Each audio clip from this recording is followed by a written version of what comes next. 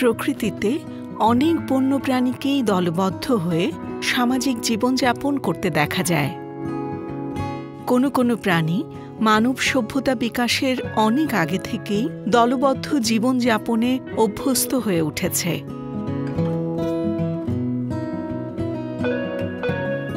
ধারণা করা হয় নানান প্রাকৃতিক দুর্যোগ ও শত্রুর হাত থেকে আত্মরক্ষার সাথে সাথে প্রজনন ও খাদ্যের নিশ্চয়তা পেতে এই সামাজিক কাঠামো গড়ে ওঠে।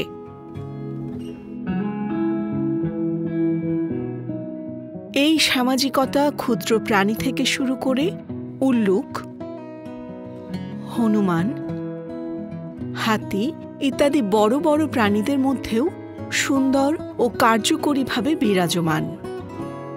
কীটপতঙ্গের মধ্যে পিঁপড়া, মৌমাছি প্রভৃতি প্রাণীদের মধ্যে দেখা যায় সুশৃঙ্খল সামাজিক বন্ধন।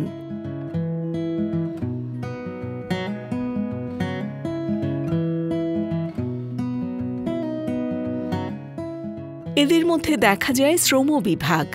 কেউ খাদ্য সংরক্ষণ করে, কেউ প্রতিরক্ষায় অংশগ্রহণ করে, আবার কেউ বা ডিম আর লার্ভার পরিচর্যা করে। খাদ্যের সন্ধান পেলে সবাই মিলে তা সংগ্রহ করে খায় ও অনাগত দিনের জন্য সঞ্চয় করে রেখে দেয়। দলের সবাই একটা নির্দিষ্ট কলোনিতেই অবস্থান করে এবং প্রতিকূল অবস্থায় পড়লে সবাই একসাথে নতুন জায়গায় স্থানান্তরিত হয়। পাখি প্রজাতিগুলোর মধ্যেও রয়েছে দলবদ্ধ হওয়ার প্রবণতা। বক, পানকৌড়ি, শামুকখোল পাখিরা বড় গাছে একসঙ্গে বসবাস করে।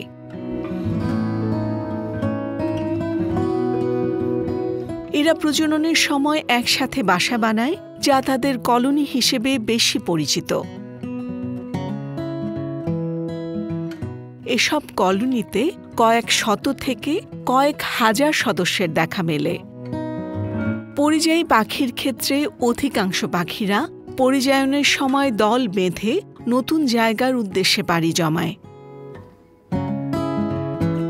নদী, মোহনা, হাওর ও উপকূলীয় অঞ্চলে ল্যাঞ্জা হাঁস, সিথি হাঁস, পাতি হাঁস, খয়রা চখাচখি ইত্যাদি বুনো হাঁসগুলো ঝাঁক বেঁধে বিচরণ করে। এদের ঝাঁকে হাজার হাজার পাখি একসাথে থাকে।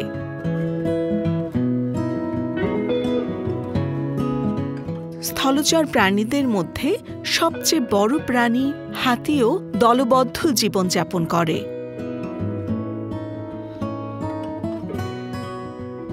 মাতৃতান্ত্রিক হাতির দলগুলোর সবচেয়ে প্রবীণ স্ত্রী হাতি দলের নেতৃত্ব দিয়ে থাকে। দলের সব সদস্য ও বাচ্চার প্রতি তার থাকে বিশেষ নজর।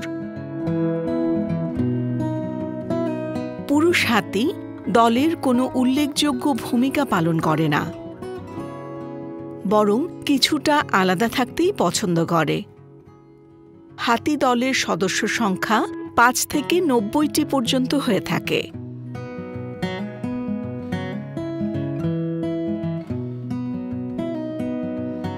তবে দলের সদস্য সংখ্যা অনেক বেড়ে গেলে দলটি নতুন একাধিক দলে ভাগ হয়ে যায়। দলের সবাই একসাথে নির্দিষ্ট জায়গায় বিশ্রাম নেয়, আবার দলবদ্ধভাবেই খাদ্যের সন্ধানে ভ্রমণ করে।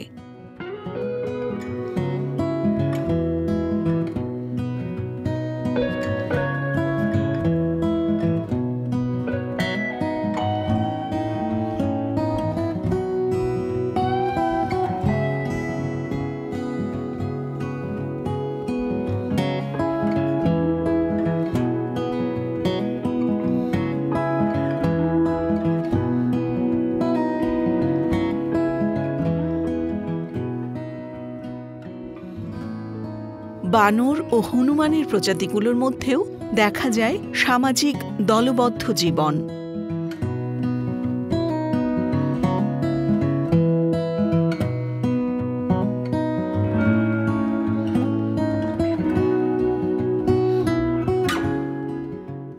বাংলাদেশের সবচেয়ে পরিচিত রেসাস বানর বা লাল বানর।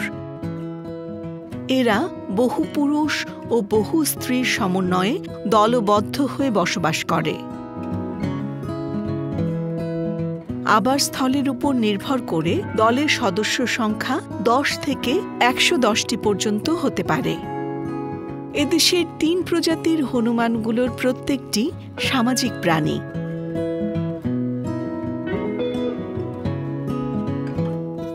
সাধারণত সাদা হনুমানগুলো একটি দলে 5 থেকে 25টি, চশমা পরা হনুমান দলের সদস্য সংখ্যা 3 থেকে 19টি এবং মুখ পোড়া হনুমান দলের সদস্য সংখ্যা 2 থেকে 15টির মধ্যে সীমাবদ্ধ থাকে।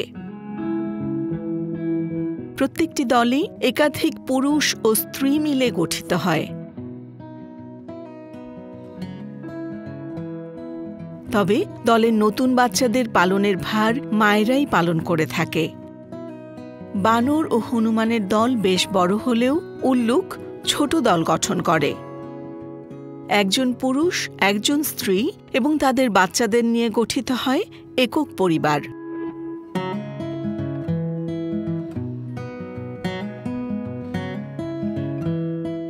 দলবদ্ধ প্রাণীগুলোর প্রতিটি সদস্যই তাদের প্রতিরক্ষা ও পারস্পরিক সহযোগিতায় ভূমিকা রাখে। বিবর্তনের ধারায় বিভিন্ন প্রাণীর উদ্ভবের সাথে সাথে আমরা একদিকে যেমন পেয়েছি প্রজাতি বৈচিত্র্য, তেমনি অন্যদিকে অর্জিত হয়েছে বিভিন্ন ধরনের প্রাণীর জীবনাচরণ। এই দলবদ্ধ প্রাণীদের থেকে অর্জন করা সম্ভব বহুমুখী অভিজ্ঞতা।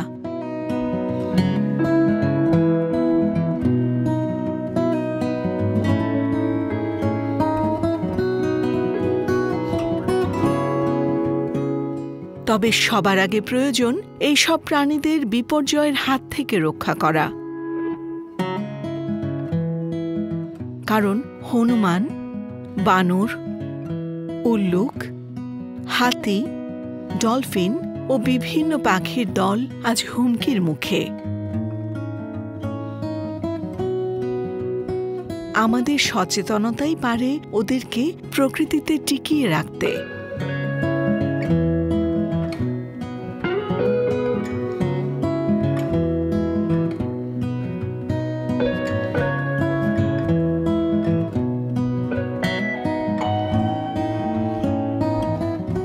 প্রিয় দর্শক, আমাদের ভিডিওটি যদি আপনাদের ভালো লেগে থাকে তাহলে আমাদের চ্যানেলটি সাবস্ক্রাইব করুন এবং লাইক, কমেন্ট, শেয়ার করে প্রকৃতি কথার সাথেই থাকুন।